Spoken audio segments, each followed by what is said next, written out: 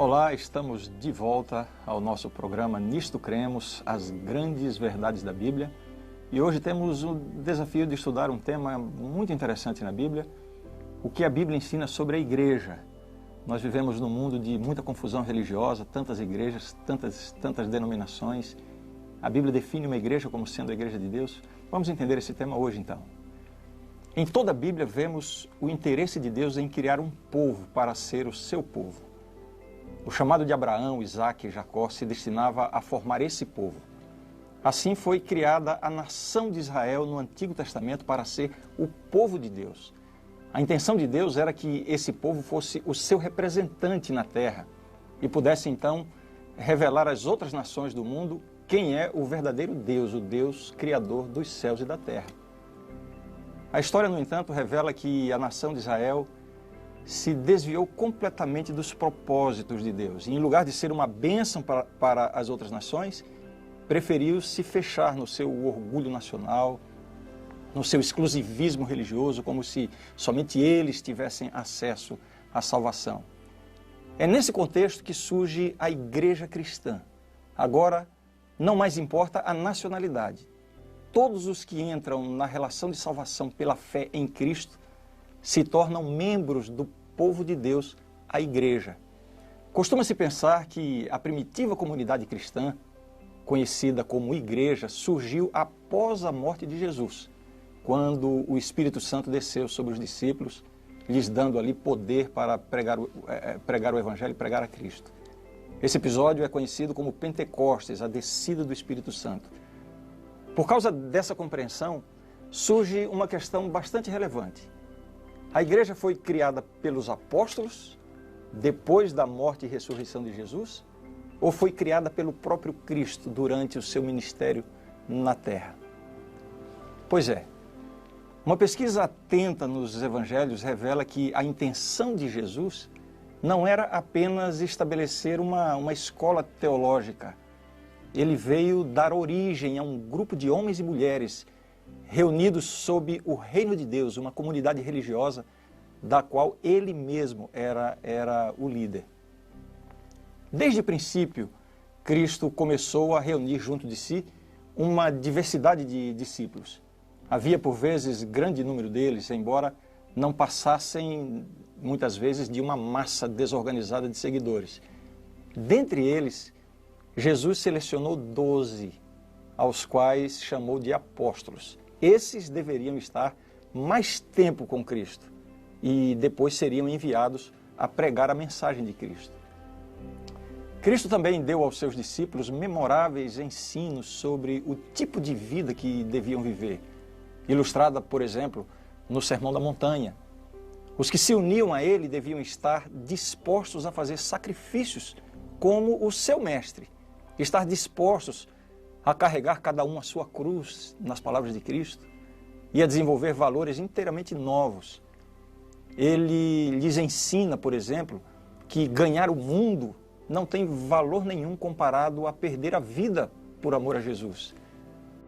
Os evangelhos nos mostram que aqueles a quem Jesus chamou foram enviados numa missão. Primeiro ele enviou os 12, depois ele enviou 70. Essa missão não ocorre por acaso, era parte de um propósito deliberado do próprio Senhor. O ministério de Cristo visava a formação de uma comunidade específica. É isso que nós temos que entender no estudo de hoje. Vamos entender que comunidade é esta e qual o significado dessa comunidade. Então me acompanhe agora em alguns textos que nós vamos ler aqui na tela.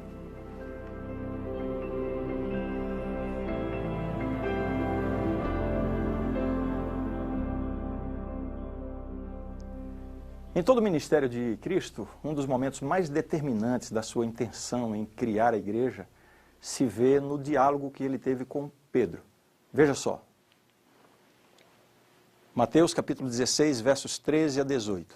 Indo Jesus para os lados de Cesareia de Filipe, perguntou a seus discípulos: Quem diz o povo ser o Filho do Homem?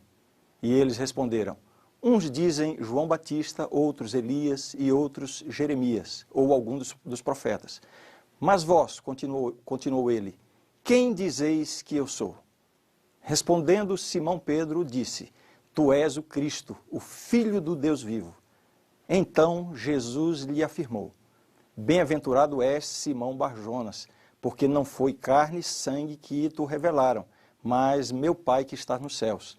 Também eu te digo que tu és Pedro, e sobre esta pedra edificarei a minha igreja, e as portas do inferno não prevalecerão contra ela. Nós vemos aqui nessa declaração a real intenção de Jesus em estabelecer a sua igreja e revesti-la de poder. O significado da pedra a qual Jesus se referiu quando disse tu és Pedro e sobre esta pedra edificarei a minha igreja, também é vital, a compreensão disso é vital para uma correta compreensão da igreja no Novo Testamento. Alguns argumentam, em virtude do jogo de palavras em aramaico que acontece aí, Jesus fala de Pedro, fala de pedra, a palavra Pedro também significa pedra. Pedro e pedra são a mesma coisa. Alguns interpretam assim. Portanto, a interpretação seria que Pedro é a pedra sobre a qual a igreja está edificada.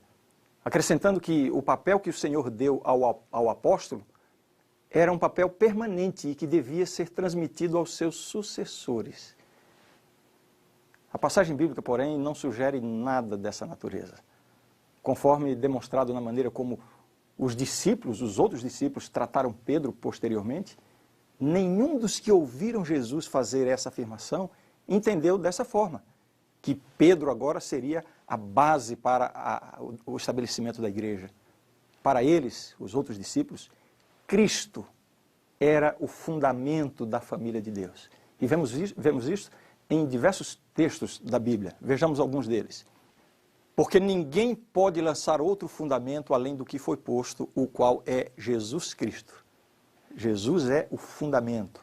Outra passagem em Efésios capítulo 2, versos 20 a 22. Edificado sobre o fundamento dos apóstolos e profetas, sendo ele mesmo, Cristo Jesus, a pedra angular, na qual todo o edifício bem ajustado cresce para santuário dedicado ao Senhor, no qual também vós juntamente estáis sendo edificados para a habitação de Deus no Espírito. De acordo com o texto, quem é a pedra sobre a qual foi construída a igreja? Jesus, Cristo Jesus, a pedra angular. Temos ainda esse outro texto. Chegando-vos para ele a pedra que vive, rejeitada sim pelos homens, mas para com Deus eleita e preciosa. Também vós mesmos, como pedras que vivem, sois edificados casa espiritual para ser de sacerdócio santo, a fim de oferecer de sacrifícios espirituais agradáveis a Deus, por intermédio de Jesus Cristo. Pois isso está na Escritura, eis que ponho em Sião uma pedra angular, eleita e preciosa, e quem nela crer não será de modo algum envergonhado.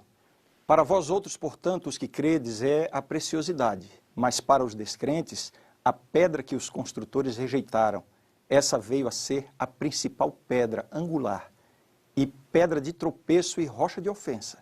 São estes os que tropeçam na palavra, sendo desobedientes para o que também foram postos. Então nós vemos aqui inúmeras referências, revelando a Jesus como sendo a pedra sobre a qual a igreja foi construída. Qual o significado de igreja no Novo Testamento? Vejamos aqui algumas das palavras que são traduzidas para igreja na Bíblia.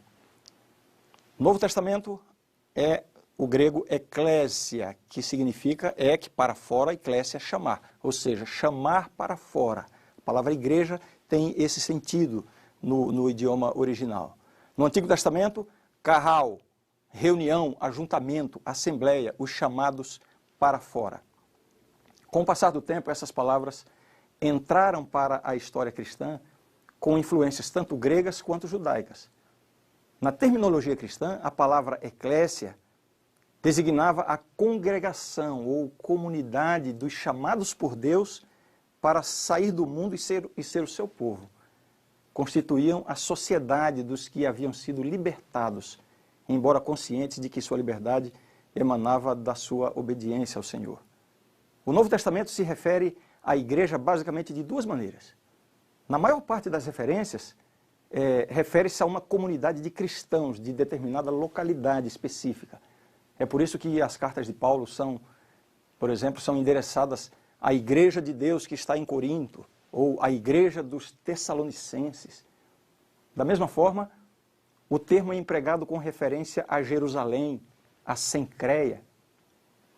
Outro uso do termo igreja na Bíblia é quando se aplica a um pequeno grupo de cristãos que se reúnem em uma casa de adoração. Vejam, 1 Coríntios 16, 19 diz assim: as igrejas da Ásia vos saúdam, no Senhor muito vos saúdam Áquila e Priscila, e bem assim a igreja que está na casa deles. Saudai os irmãos de Laodiceia e Ninfa e a igreja que ela hospeda em sua casa. Então você vê que igreja também tem esse sentido no Novo Testamento. Um grupo de pessoas reunidas numa casa para então adorar a Deus e, enfim, desenvolver as atividades da igreja. Num sentido mais amplo, a palavra igreja é utilizada para indicar uma área geográfica mais extensa ou para designar aquilo que a gente chama de a igreja universal, isto é, a totalidade da igreja. Veja só alguns exemplos na Bíblia. Gálatas 1, 2. E todos os irmãos, meus companheiros, às igrejas da Galácia. Então, a palavra igreja no plural se referindo à totalidade dos membros da igreja em uma área geográfica mais ampla, né? E não era conhecido de vista das igrejas da Judéia que estavam em Cristo, Gálatas 1, 22. Um outro texto diz assim: também, irmãos, vos fazemos conhecer a graça de Deus concedida às igrejas da Macedônia, 2 Coríntios 8, verso 1. Encontramos também a palavra igreja empregada num sentido universal. Isso acontece também no Novo Testamento. Veja o que diz Efésios 1, 22. E pôs todas as coisas debaixo dos pés, e para ser o cabeça sobre todas as coisas, o deu à igreja. Igreja aqui não está se referindo a uma pequena comunidade reunida numa casa, nem tampouco a uma área geográfica um pouco mais ampla, e sim a totalidade da igreja em todos os lugares. Então, você entendeu bem? O conceito de igreja no Novo Testamento tem essas duas dimensões, uma congregação local e a igreja mundial, a igreja universal, como a soma de todos os crentes fiéis ao Senhor. Vamos agora passar para outro aspecto importante no estudo do significado de igreja no Novo Testamento. São os conceitos de igreja visível e igreja invisível. Bom, vamos começar evitando os equívocos do extremismo, tanto na concepção da igreja visível quanto da igreja invisível. O extremismo na concepção da igreja visível é o seguinte: são aqueles que pensam que a única igreja de Cristo, a verdadeira igreja, é visível, ou seja, é uma comunidade de pessoas que se reúnem, conservam uma identidade dogmática e estão dentro de uma estrutura organizacional visível. Essa estrutura é uma continuação da igreja primitiva do primeiro século e que, no decorrer do tempo, conservou a sucessão apostólica até hoje. Ou seja, o líder máximo da igreja na atualidade seria sucessor direto dos apóstolos. Essa interpretação afirma que fora dessa igreja visível não há verdadeira igreja. Existe também o extremismo oposto. E aqui estão aqueles que enfatizam a prioridade de um relacionamento direto da pessoa com Deus por meio de Cristo. É isso que faz um cristão. Segundo essa forma de ver, a igreja nada mais é do que a soma total dessas pessoas nascidas de novo no Espírito. Reunidos ou não em um grupo visível, eles compõem a igreja. Eles dizem que a organização visível tem importância relativa, sobretudo porque ser membro dela não é nenhuma garantia de salvação. Em alguns casos, há uma verdadeira aversão a tudo que pareça uma estrutura formal. A ênfase aqui recai sobre a qualidade de vida cristã individual. Bem, é preciso admitir que essa forma de interpretar, essa forma extrema de se desqualificar a igreja visível, né, parece ser muito apropriada diante dos escândalos vistos em tantas denominações cristãs em nossa sociedade. Muitas pessoas, ao verem a comercialização da fé num cristianismo mercantilizado, tem como primeira reação a aversão a toda forma de religião organizada ou institucionalizada. Se há uma coisa que tem interferido no avanço do Evangelho de Jesus Cristo, é exatamente essa distorção do Evangelho, essa pregação permeada de superstição, na qual um copo d'água ungido pelo pastor acaba tomando o lugar da fé. É essa religião falsificada do toma lá da cá, que promove não a espiritualidade bíblica, mas a prosperidade material barganhada com Deus através de ofertas generosas para a igreja e para os seus líderes. O que vemos hoje é a rápida disseminação da religião do terrorismo espiritual, em que, desde uma simples dor de cabeça até uma crise conjugal ou um diagnóstico de câncer, são atribuídos à possessão demoníaca. E assim as pessoas são aprisionadas. Por um lado, pelo sentimento supersticioso de que vão alcançar libertação mediante o cumprimento de alguma campanha espiritual mirabolante e milagreira. Por outro lado, pela expectativa de prosperidade e riqueza material em resposta às doações para a igreja.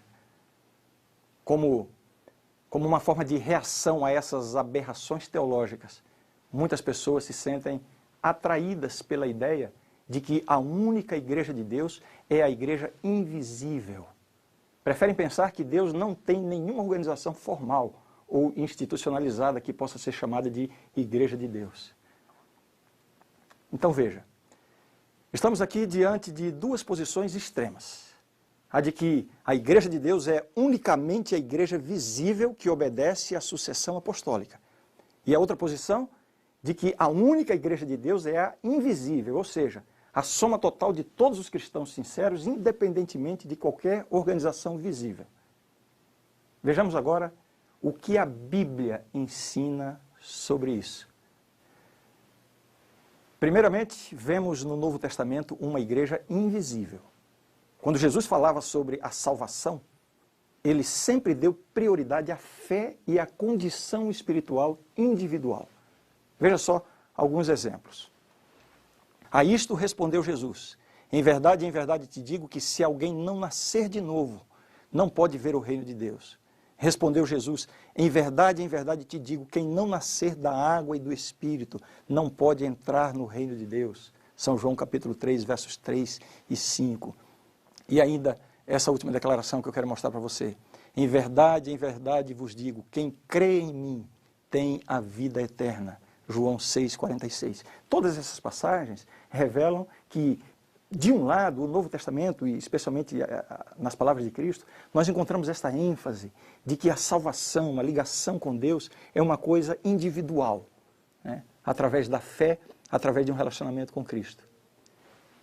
Da mesma forma, os apóstolos também enfatizaram o arrependimento, a conversão e a fé em Cristo.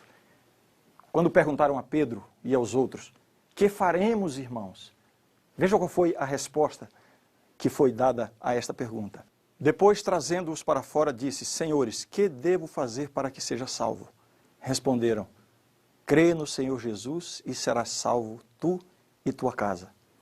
Em todos esses exemplos, não encontramos nenhuma sugestão de que a salvação depende do relacionamento de alguém com uma instituição visível ou com um grupo organizado de pessoas.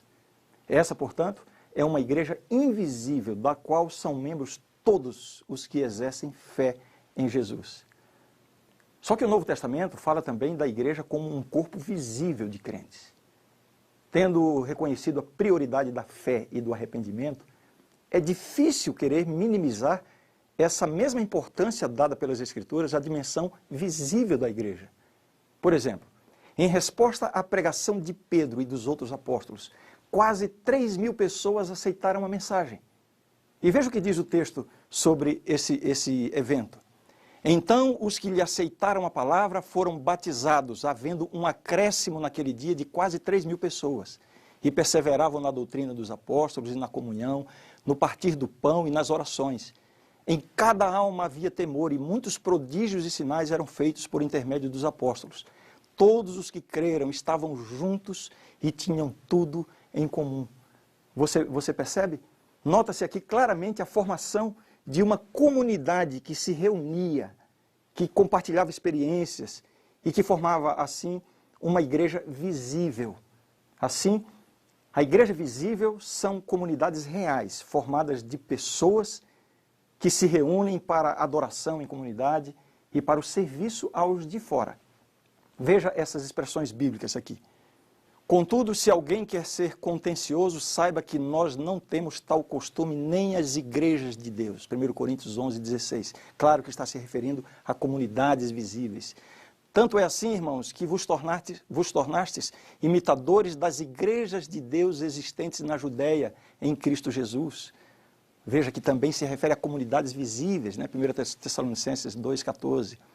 Esse último texto aqui, a tal ponto que nós mesmos nos gloriamos de vós, nas igrejas de Deus, à vista da vossa constância e fé em todas as vossas perseguições e nas tribulações que suportais. 2 Tessalonicenses 1:4. Então, esses textos nos mostram claramente que existem essas duas dimensões da igreja. A igreja invisível, formada pela totalidade daqueles que aceitam a Jesus como seu Salvador, e a igreja visível, que são as comunidades visíveis, pessoas que se reúnem para formar a igreja. O Novo Testamento também apresenta algumas imagens da igreja. Vamos ver agora quais são algumas das imagens bíblicas da igreja, algumas metáforas que apontam para características essenciais da igreja. A principal analogia para a igreja usada pelo apóstolo Paulo é a metáfora do corpo de Cristo. Podemos começar lendo Romanos capítulo 12, verso 5, onde ele diz assim: assim também nós, conquanto muitos, somos um só corpo em Cristo e membros uns dos outros. Depois em 1 Coríntios 12, 27, ora, vós sois corpo de Cristo e individualmente membros desse corpo. Essa analogia ressalta vários pontos importantes. Primeiro, a unidade que deve haver entre os membros do corpo e o próprio Senhor Jesus. Segundo, a harmonia que precisa haver entre os diversos membros do corpo. Cada um tem uma função, mas todos devem atuar em harmonia uns com os outros, assim como acontece no corpo humano saudável. E em terceiro lugar, essa metáfora do corpo salienta a utilidade de cada membro.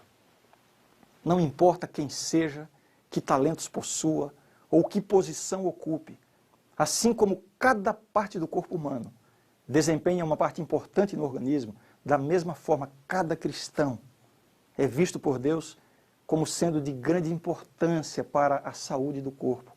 Cada um tem o seu lugar e a sua utilidade na igreja. Outra metáfora bíblica para a igreja é a da noiva de Cristo. Em várias oportunidades, Jesus lança a mão dessa figura para representar o seu relacionamento com a sua igreja. Dentre outros, eu quero mencionar algumas das parábolas de Jesus em que ele fala da sua segunda vinda como sendo a chegada do noivo. Mateus 25:6, por exemplo, ele diz assim: mas à meia-noite ouviu-se um grito, eis o noivo, saí ao seu encontro. Essa metáfora serve para confirmar a união mais íntima possível entre Cristo, a cabeça, e a igreja como sua noiva, levando em conta a doutrina bíblica de que marido e mulher se tornam uma só carne. Outra imagem bíblica para a igreja, usada no Novo Testamento especialmente, é a da igreja como um templo. Vejamos o que diz o texto bíblico. Efésios 2, 19 em diante. Assim já não sois estrangeiros e peregrinos, mas concidadãos dos santos, e sois da família de Deus, edificados sobre o fundamento dos apóstolos e profetas, sendo ele mesmo, Cristo Jesus, a pedra angular, do qual todo o edifício, bem ajustado, cresce para santuário dedicado ao Senhor, no qual também vós juntamente estáis sendo edificados para a habitação de Deus no Espírito. Nas palavras do apóstolo Pedro, a igreja é a casa espiritual. Também vós mesmos, como pedras que vivem, sois edificados casa espiritual para serdes sacerdócio santo. Além das metáforas do corpo, da noiva e do templo, o Novo Testamento acrescenta ainda a metáfora do povo de Deus. O Antigo Testamento aplica frequentemente a ideia de povo de Deus à nação de Israel. No Novo Testamento, a igreja é vista como a continuação dessa comunidade da aliança, Veja só o que escreveu o apóstolo Pedro sobre isso. Vós, porém, sois raça eleita, sacerdócio real, nação santa, povo de propriedade exclusiva de Deus, a fim de proclamardes as virtudes daquele que vos chamou das trevas para a sua maravilhosa luz. 1 Pedro 2,9. Veja como o apóstolo menciona essas expressões, raça eleita, sacerdócio real, expressões que nos reportam a realidade do Antigo Testamento, né? Nação santa. Quer dizer, todo esse conceito que era usado no Antigo Testamento para a nação de Israel, passa agora a se referir à igreja. Embora o Novo Testamento empregue a expressão povo de Deus para descrever o Israel do Antigo Testamento, também emprega para designar a comunidade cristã mesclada de judeus e gentios. Em um padrão típico do cumprimento do Antigo Testamento, o Novo Testamento vê a igreja como o verdadeiro Israel. É isso que nós vemos aqui. Gálatas 6,16. E a todos quantos andarem de conformidade com esta regra, paz e misericórdia sejam sobre eles e sobre o Israel de Deus. A referência aqui não é ao Israel do Antigo Testamento, e sim à própria igreja. Além dessas imagens, dessas metáforas que eu acabo de mencionar aqui, do corpo, da noiva, do templo, do povo de Deus, existem ainda inúmeras outras. Só para mencionar algumas. A metáfora da torre, da vinha, do exército, nação, coluna de fogo, etc. Agora, um aspecto sobre o qual nós não podemos deixar de falar quando tratamos do assunto da igreja é a questão da missão da igreja. A igreja é o corpo de Cristo. Contudo, ela não foi chamada para existir como um fim em si mesma, mas para cumprir o propósito de Deus. A função da igreja pode ser definida em termos bastante simples. A igreja existe para dar continuidade ao ministério de Cristo no mundo. Vendo dessa perspectiva, nós devemos entender que a igreja não tem uma missão, e sim que a igreja é a missão. Essa missão pode ser sumarizada, embora não reduzida, através da grande comissão dada por Cristo aos seus discípulos. Vamos lembrar esta ordem dada por Jesus. Mateus 28, 19 e 20. Ide, portanto, fazei discípulos de todas as nações, batizando-os em nome do Pai, do Filho e do Espírito Santo, ensinando-os a guardar todas as coisas que vos tenho ordenado. E eis que estou convosco todos os dias até a consumação dos séculos. Eu quero destacar aqui 4 aspectos vistos aqui na missão da igreja. Primeiro, o texto enfatiza a questão de fazer discípulos. O texto demonstra que o cerne da missão é fazer discípulos de todas as nações. A tarefa principal é partilhar o Evangelho de Jesus Cristo até os confins da terra. Os membros da igreja foram chamados a sair do mundo para depois serem enviados de volta ao mundo com uma missão e uma mensagem. Cada cristão é um porta-voz do Evangelho. Alguns são chamados a irem longe, onde a mensagem ainda não chegou. Mas a maioria de nós é chamada para testemunhar no seu próprio círculo de influência. Em primeiro lugar, na família, entre os amigos, no ambiente de trabalho, na sociedade onde nós vivemos. O segundo aspecto, destaque na comissão, na ordem dada por Jesus, fala sobre instruir os crentes, ensinando-os a guardar todas as coisas. Ainda no âmbito da grande comissão de ir e anunciar o Evangelho, está a missão de instruir os crentes. A missão da igreja envolve não apenas anunciar o Evangelho, mas também a instrução daqueles que aceitam a mensagem. O apóstolo Paulo define isso em termos bem claros. Vejam só o que ele diz. E ele mesmo concedeu uns para apóstolos, outros para profetas, outros para evangelistas e outros para pastores e mestres, com vistas ao aperfeiçoamento dos santos, para o desempenho do seu serviço, para a edificação do corpo de Cristo. Um terceiro aspecto envolvido na missão da igreja é o cuidado dos necessitados e sofredores. Essa é o que nós podemos chamar de a dimensão prática do cristianismo. Jesus deixou bem claro que a verdadeira religião será medida não pelos dogmas, e sim pelo amor ao próximo. Eu quero sugerir uma leitura para você. Leia depois atentamente o capítulo de São Mateus, o capítulo 25 de São Mateus, a partir do verso 31.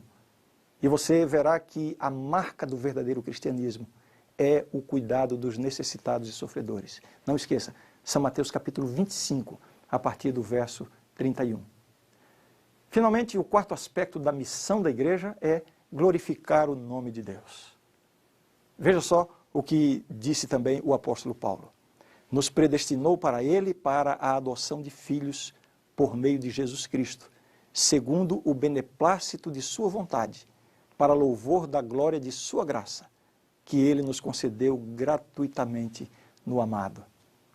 O supremo propósito da igreja é a adoração a Deus. Tão maravilhosa é a manifestação do propósito de Deus em criar a igreja e conceder-lhe todas as bênçãos em Cristo, que o apóstolo faz uma tremenda exclamação. Veja só.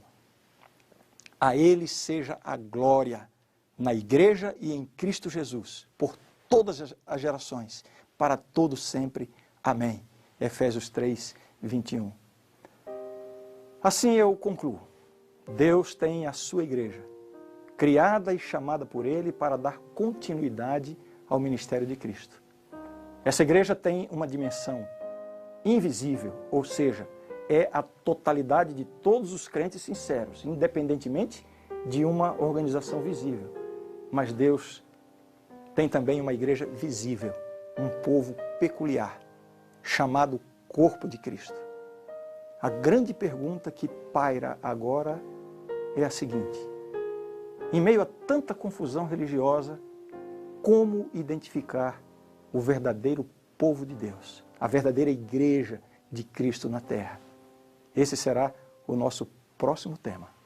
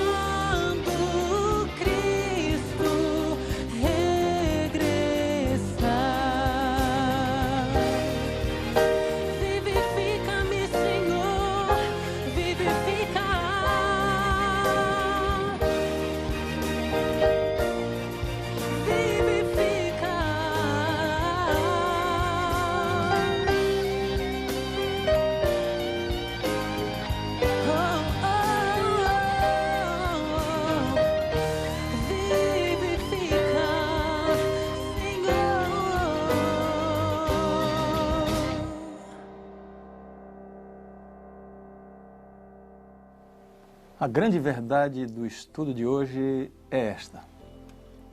A igreja é a comunidade de crentes que confessam a Jesus Cristo como Senhor e Salvador. Unimos-nos para prestar culto, para a comunhão, para a instrução na palavra, para a celebração da ceia do Senhor, para o serviço a toda a humanidade e para a proclamação mundial do Evangelho. A igreja é a família de Deus. A igreja é o corpo de Cristo. Esta é a verdade e eu creio nisto. Na próxima lição, vamos ver como a Bíblia identifica o verdadeiro povo de Deus.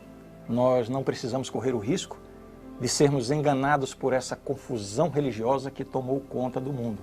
A Bíblia nos dá segurança. Não perca!